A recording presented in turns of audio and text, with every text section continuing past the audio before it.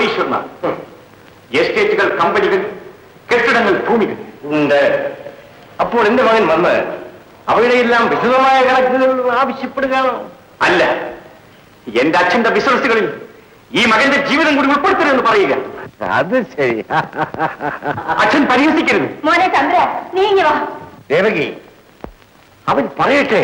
അച്ഛ, ഈ പ്രായത്തിനിടയിൽ ഇതുവരെ അച്ഛനോട് ഞാൻ എതിർത്ത് സംസാരിച്ചിട്ടുണ്ടോ? ഇല്ല. ഇപ്പോഴെന്ത് പറ്റി? ഈ കരകാണാത്ത സമ്പത്തിനിടയിൽ ഒരു പാവപ്പെട്ട പെൺകുട്ടിയെ കല്യാണം കഴിച്ചു കൊണ്ടുവന്നാൽ എന്താണ് അച്ഛാ സംഭവിച്ചു പോകുന്നത്? ഇവിടെ അശുദ്ധമാകുമോ? അത് നശിച്ചു പോകുമോ? ചന്ദ്ര, അച്ഛന് വേണമെങ്കിൽ എന്നോട് ചോദിക്കാമായിരുന്നില്ലേ? എന്നെ താക്കീത് ചെയ്യാമായിരുന്നില്ലേ? എന്തിനാണ് മോനെ നീ ഇങ്ങനെ? അമ്മേ, രാധയുടെ അച്ഛനെ വിളിച്ച് ഈ അച്ഛൻ താക്കീത് ചെയ്തിരിക്കുന്നു. അയാൾ പാവമല്ലേ? ഞാൻ പണക്കാരനാണ്. എടാ, ഞാൻ ഇന്ന് തന്നെ ഈ നിമിഷം എനിക്ക് അവകാശപ്പെട്ടിട്ടുള്ള സർവ്വസ്വത്തുക്കൾ, എന്റെ സ്ഥാനമാനങ്ങൾ നിന്റെ കാമുകിയുടെ അച്ഛന്റെ പേർക്കെടുക്കും. എന്നിട്ട് അവ ഈ വീട്ടിൽ നിന്ന് താമസമാക്കുന്നു, കാറുകളിൽ യാത്ര ചെയ്യും. നിങ്ങൾ എന്തൊക്കെയാണ് ഈ പറയുന്നത്? ഇതുകൊണ്ടുമായില്ല, അയാളുടെ കീഴിൽ ഒരു ചെറിയ ഉദ്യോഗം വഹിച്ചുകൊണ്ട് നാം മൂന്നുപേരും കഷ്ടപ്പെട്ട് ജീവിക്കുന്നു. ഇതൊക്കെ എന്റെ മകന് മനസ്സിലാകുന്നുണ്ട്. ഇല്ലെങ്കിൽ കേട്ടോളൂ, ഒരു ചെറ്റക്കുടലിലെ ചന്ദ്രൻ ഒരു കോടീശ്വരന്റെ മകളെ പ്രേമിക്കുന്നു. പ്രേമത്തിന്റെ മുമ്പിൽ പണവും പ്രതാപവും ഒന്നും പ്രശ്നമല്ല. ഓഹോ, ആ ന്യായം നിനക്ക് രണ്ടു ഭാഗത്തുനിന്നും പറയാം. പക്ഷേ മകളുടെ പ്രേമം എന്ന് പറയുമ്പോൾ അവളുടെ അച്ഛൻ ആഹ്ലാദം കൊണ്ട് തുള്ളിച്ചാടുമോ? അതോ കാറയച്ച് നിന്നെ കൂട്ടിക്കൊണ്ടു ചെന്ന് മകളുടെ കഴുത്തിൽ താലി കെട്ടിക്കുമോ? ഈ ന്യായങ്ങൾ കൊണ്ടൊന്നും എന്നെ നിശബ്ദനാക്കാമെന്ന് അച്ഛൻ വ്യാമോഹിക്കണ്ട. എടാ, നിന്നെ ഞാൻ വളർത്തിയെടുത്തത് ഈ ഐശ്വര്യത്തിന്റെ തണലിലാണ്. നിന്റെ ഓരോ ചൂടുവയ്പ്പിലും അതിൻ്റെതായ ആർഭാടമുണ്ടായിരുന്നു.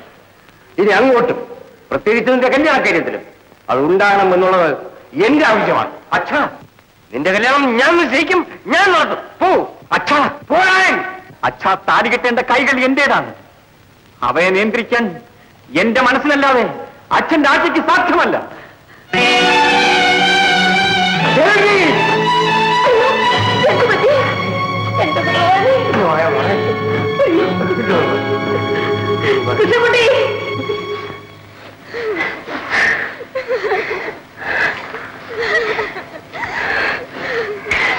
ഇപ്പോഴത്തെ പെൺകുട്ടികൾക്ക് ആത്മഹത്യ ചെയ്യാൻ വലിയ കാരണമൊന്നും വേണ്ട.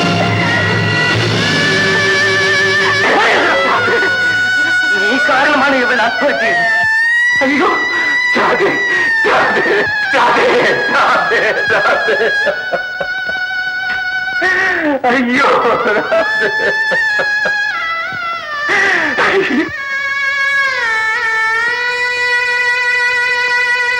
അതോടുകൂടി എന്റെ മനസ്സ് തകർന്നു. എന്റെ അച്ഛന്റെ കോടിക്കണക്കായ സമ്പത്താണ് എനിക്കെന്റെ രാധയെ നഷ്ടപ്പെടുത്തിയത്. ആ സമ്പത്ത് മുഴുവൻ എന്റെ തലയിലിട്ടുകൊണ്ട് അടുത്ത മാസം എന്റെ അച്ഛനും മരിച്ചു. ആ ഭാരം എനിക്ക് താങ്ങാനാവുന്നില്ല. എനിക്ക് നഷ്ടപ്പെട്ടതെല്ലാം തിരിച്ചു വാങ്ങിക്കാൻ ആ പണം കൊണ്ട് കഴിയില്ല. ആത്മഹത്യ ചെയ്യാൻ കഴിയാത്തത് കൊണ്ട് ഞാനിങ്ങനെ അലയുകയാണ്. അവസാനം ഇവിടെ എത്തിച്ചേർന്നു. നിന്നെ കാണാനിടയായി. എന്റെ മരിച്ചുപോയ രാധയെ ഞാൻ നിന്നിൽ കാണുന്നു.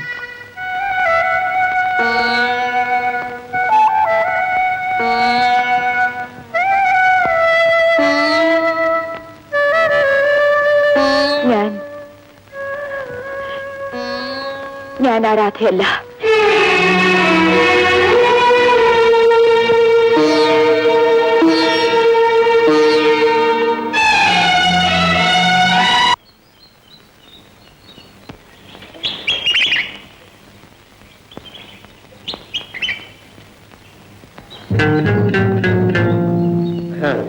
എന്താ സാറേ ഇത്? ഏത്? ചോദിക്കാനും പറയാനും ഒന്നും ഇവിടെ ആളൊന്നും ഇല്ലെന്നാണോ സാറിന്റെ ഒക്കെ വിചാരം? മനസ്സിലായില്ല. അവർക്ക് സാറിന് ഇഷ്ടമില്ലെന്ന് പറഞ്ഞില്ലേ, പിന്നെ അവിടെ പുറകെ നടന്ന് എന്തിനാ ഇങ്ങനെ ഉപദ്രവിക്കുന്നേ?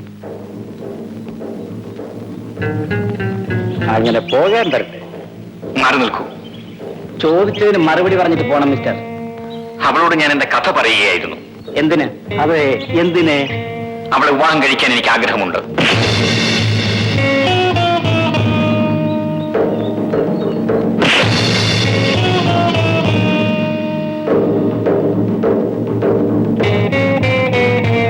അവളെ വിവാഹം കഴിക്കാൻ ചോരയും നീരുള്ള ആമ്പിള്ളേരോടുണ്ട്. അതിന് തന്നെ പുറമുള്ള ഇറക്കുമതികളൊന്നും മെനക്കെടണ്ട. മനസ്സിലായോ? തന്റെ മേലാതി പ്രദേശത്തും കണ്ടുപോലും. പോ. എന്ത് പറയുന്നു? മറുപടി പറഞ്ഞിട്ട് വേണം പോകാൻ. എടാ, നോക്കി പേടിപ്പിക്കുന്നടാ.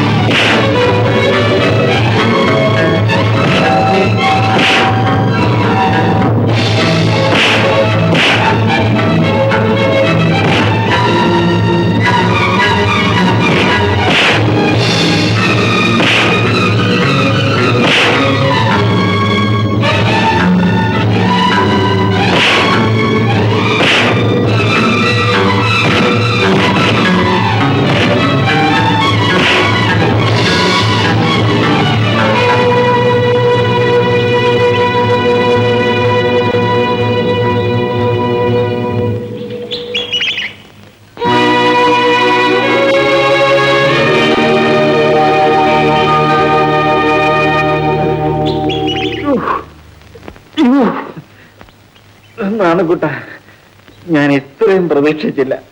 എന്റെ നെറ്റ് കലങ്ങിപ്പോയി. ഓ അമ്മേ. അയ്യോ. ഓ എന്നെ വിശ്വസിപ്പിക്കാന്ന് പറഞ്ഞല്ലോ, മറന്നുപോയോ? ശാകുന്തളം മുഴുവൻ അരക്കി കലക്കി കുടിച്ച് എന്നോടാണോ നീ ഇത് പറയുന്നത്? എന്നെ വിശ്വസിപ്പിക്കും.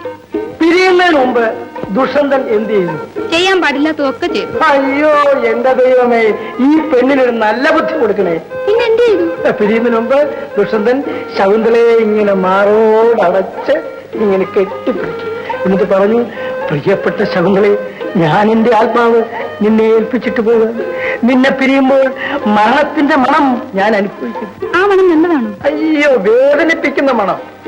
ഞാൻ കൊട്ടാരത്തിൽ ചെന്നാവണ്ണെ എന്റെ ആളുകളെ നിന്റെ ആശ്രമത്തിലേക്ക് അയച്ചു. ആ സ്വർണ്ണപ്പല്ലക്കിൽ നീ കയറി വരുന്ന ആ വരവും കാത്ത് ഞാൻ അങ്ങനെ നിൽക്കും. പറയും ആര്യപുത്ര എന്ന് പറയും. എന്നോടാണോ? ആര്യപുത്രം പറയും, കേൾക്കട്ടെ. ആര്യപുത്ര. ഈ വിരഹവേദന അതും പറയണോ? ഈ വിരയവേദന. വിരഹവേദന. ഹരി ഹരൻ. വിരഹവേദന. വിരഹവേദന. അത് തന്നെ. അധിക നാൾ എനിക്ക് നൽകരുത്. അത് തന്നെ, അധിക നാൾ എനിക്ക് നിന്നെ വിരഹം പഠിപ്പിക്കുന്നതിനേക്കാൾ എന്താ ഈ മോതിരം നിന്റെ വിരലിലേക്ക് അണിഞ്ഞ. ഇത് സ്വർണ്ണമാണോ? നല്ല ചോദ്യം. സാക്ഷാൽ ദുഷ്യന്ത മഹാരാജ രാജാവായിരുന്നു, ഞാൻ വെറും ഡ്രൈവറാണ്. ആ വ്യത്യാസം മോതിരത്തിലും കാണും. എനിക്കിത് പാകമല്ല. സാക്ഷാൽ ശകുന്തളയുടെ കയ്യിലും അത് പാകമല്ലായിരുന്നു. അതുകൊണ്ടല്ലേ ഊരി താഴെ വീണത്. ഓക്കെ, ഇപ്പൊ നിനക്ക് വിശ്വാസം